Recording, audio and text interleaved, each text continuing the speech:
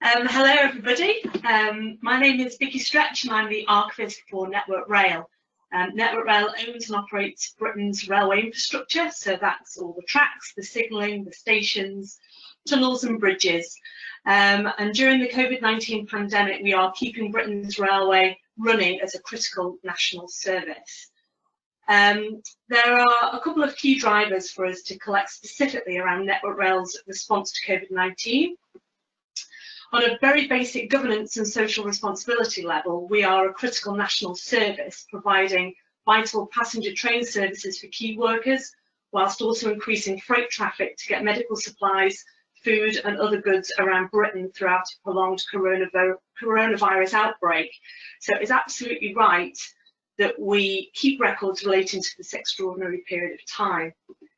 But aside from these usual governance and accountability aspects of record keeping, our COVID-19 archive will demonstrate how the business coped with delivering a much planned for scenario, how the railway family came together to deliver critical services to the country and how we supported each other through that.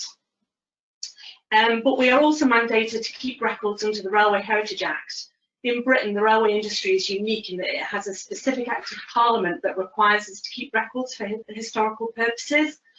So really we keep this in our back pocket just in case the collecting gets a bit tough. The shape of our business has changed radically since the start of the pandemic. Key to this was the planning and publication of a new emergency railway timetable. This had to be introduced in response to falling passenger demand as people changed their travel patterns to help tackle the spread of coronavirus, as well as the need to dramatically increase freight movements. So we will be capturing primarily the new emergency timetable, as well as all the planning documentation around that. It would usually take around 14 weeks to process a major timetable change such as this, but in these unprecedented times, our capacity planning teams have turned it around in just 7 days. Our operational services, that's our signalling and maintenance teams, have kept the railway safe and open for business, while our back office support functions have almost wholesale moved from office to home working. So capturing the contingency planning and operational documentation relating to this shift is also key for us. In particular, the records of our strategic contingency action team, which has been established to support colleagues throughout Network Rail to achieve the operational planning needed to deliver the COVID-19 timetable. These records are being actively created and used as we speak, so we will need to engage closely with the business in the future to make sure that we will get this documentation into the archive once contingency plans are scaled back and our operations settle down into what is going to be known as the new normal. The COVID-19 content Network Rail is producing is almost entirely digital. On a day-to-day level, we are capturing content on a fairly manual and traditional save and ingest basis at file level, as policy and communication documentation is issued to the business as a whole. Our ephemeral content, such as all company messages, company magazines, and things like posters and press releases, were saved in on a day-to-day basis.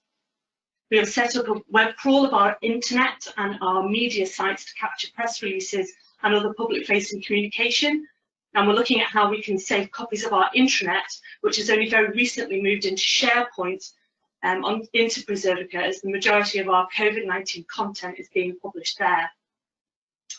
We're very quickly looking at how we can save whole SharePoint sites and libraries into Preservica on a much larger scale once the contingency planning and emergency operational requirements are scaled down and these records become semi-current.